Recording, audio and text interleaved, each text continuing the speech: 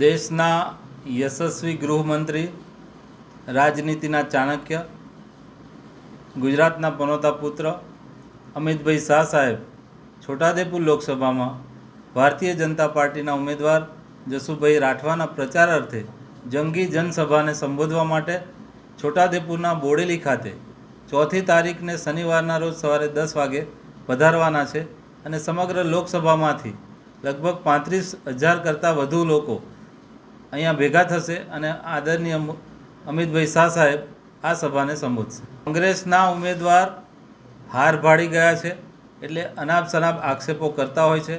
અમારો આ રૂટીન કાર્યક્રમ છે.